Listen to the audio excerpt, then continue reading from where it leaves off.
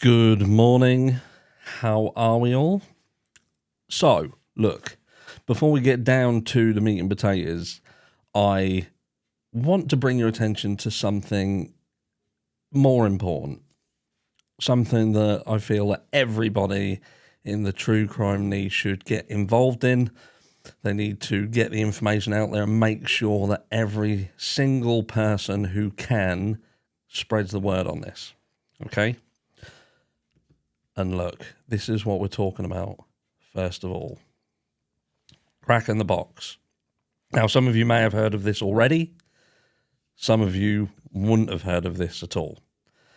But this is the story of a little boy who, sadly, he had a heart transplant.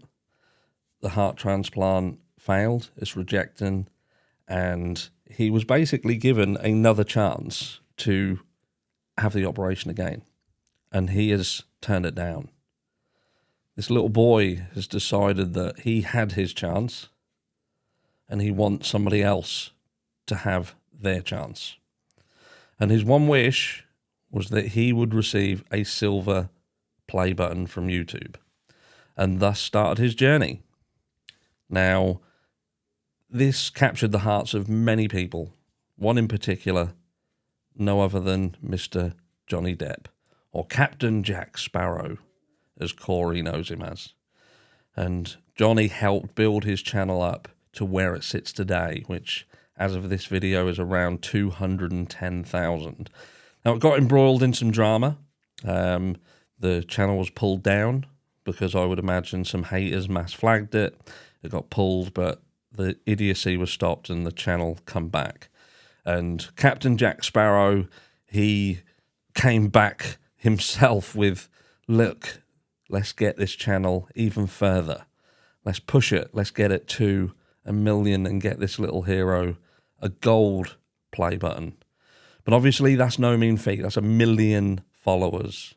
And that's going to take a lot of people to see this little boy and see what he's done. And I'll just say this. Look at how many people are on this platform who have not done nowhere near anything that even touches how much of a hero this little boy is. So I'm sure that there is enough people on here to get this little boy this plaque. So I ask you, share it to your creators, the other creators you watch, share it to every single person you can. Share it. Make sure you watch this video all the way through, please. I know there's going to be some bits that are hard to watch. But watch all the way through because it helps it on the algorithm. It helps it push it out to more people will see it, and ultimately they'll get this message. But let's get this boy, this absolute hero, the gold play button that he so rightly deserves. And that is KRAKEN the box. There'll be a link in description that will link you to this video here, which is the actual video of a message that was sent directly to Captain Corey from none other than Captain Jack Sparrow himself. And like I say, I'll put the link in the video. Click it, follow it, do it, share it, do your due diligence, and share it to everybody who is going to do this boy proud. But for now, we have to talk about something that's a little bit less heroic. Now, there's been some drama around the Kylie Rodni case. And look, Mr. Ride Up Church, he's come back into the fray. And, you know, he's made some comments about some people, me included.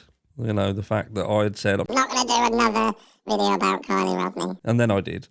And look, what I did say was I wouldn't do anything about Kylie Rodni again. Well, there was nothing to talk about. You know, I'd be looking at it in the background, and if something came up, then obviously I would come and I would bring it to you guys. And there was stuff that came up. There was stuff that came up that was worth talking about. And then we have this latest sort of spat, if you like, between the Glairer and Ryan Upchurch. And what the Glairer tried to do was prove that Ryan shouldn't be speaking about the Kylie Rodni case, when in fact what he did was prove how important it is for the likes of Ryan, even though we don't agree with some of the statements that he's made. And, you know, one statement in particular that caused me some upset with someone who I absolutely do respect, because I feel that Ryan has the resources and the heart to help in this case against people like the Glarer. Because ultimately it's people like the Glarer, and I will just say, look, the Glarer is the only person who's got worse lighting in his videos than me. Every time I've tried to watch his videos, it's like I'm opening the briefcase in Pulp Fiction. That motherfucker burns. So, you know, whether that's a marketing thing, maybe that's how the channel's supposed to be, hence the name. If so, well done. You've nailed it. But I listened to what he was trying to do with Ryan. He was saying, look, the case is closed, buddy. The case is closed. It's done. You're the only one talking about it. And I think to myself, how many people is the Glarer telling that the Kylie Rodni case is closed when it's not?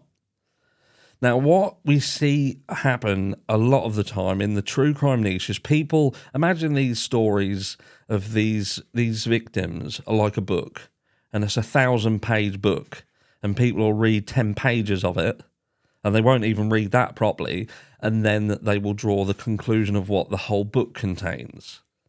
And then what they'll do is the people who have read all the 1,000 pages, and they've read them over and over and over and over again, and they've looked at them, they've put a magnifying glass to them, and they've pulled them apart, and they've questioned everything about it, they're the idiots. They're the ones who are, you know, the drama hunters, you know, the tragedy pimps and things like that. And I think you couldn't even get a simple fact right. And it is that this case is not closed. The Kylie Rodni case is still an active investigation. Now, that comes with a question over it, and we'll come to that in a second, because that is important. But in my community feed, I have clearly stated and shown the emails between myself and Nevada Sheriff Department. We've spoken throughout this investigation, and they have only just the other day told me that this case is still under investigation. It was never closed. It was the medical examiners, following the autopsy and toxicology, they concluded in their part of the investigation that this was an accident, and that was based on the information that they had at the time, which would have been limited to them. They'd have had whatever was available to law enforcement at that time. And let's not forget that that was very, very early on in the discovery of Kylie's body. It wasn't later on down the track when a lot of disparities, you know, that a lot of red flags came up. A lot of things were found to be, let's just say, eye-raising, you know, eye-raising, eyebrow-raising. And then we're here where we are now. Now, even an accident, that doesn't mean that an accident was not caused by someone or something. It doesn't mean that someone didn't have knowledge of what happened and decided to hide that because they felt that they may get in trouble if the truth be told. So, in terms of the Kylie Rodni case, it is, as far as law enforcement have told us, it is an active investigation. But now, law enforcement could, and many people have pointed out, they could just be keeping this case open so it avoids any Freedom of Information Act requests that would mean that the public could do a dive into it and pull things apart.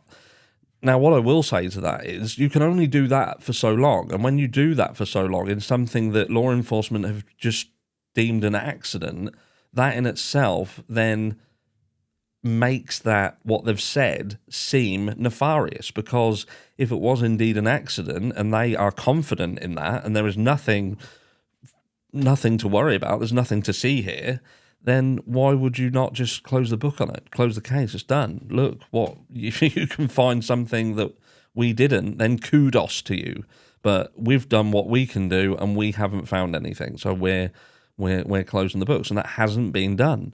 The Kylie Rodni case is still an active investigation in terms of what law enforcement have put out to the public. So for all these channels that are saying this case is closed, it's done, it was an accident, it was deemed an accident, and there's no one talking about it, no one needs to talk about it, it's done, you're fucking wrong.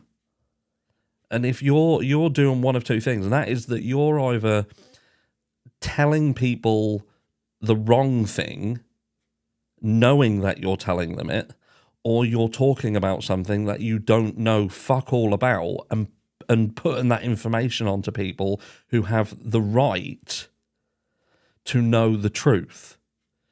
And these people trust these creators. They hang on to the words that you say. So when you tell them that a case is closed, it's done, it's finished with, they believe you, they trust you.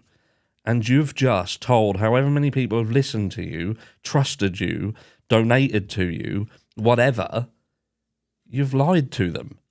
Whether that be knowingly or unknowingly, but you have given them information that is not correct. So rather than try to tell Ryan that he is wrong when he is not, how about you now do another video that states to everybody that you was indeed wrong? Because you were. And the Kylie Rodney case is not closed. It's still an active investigation. And again, and I'll leave you with this, ask yourself, why would a straightforward accident with no nefarious things around it at all, and just a done deal, done, as you put it, it's all done, finished, why would it still be open? Why wouldn't the book be closed on it? I'll catch you all in the next one.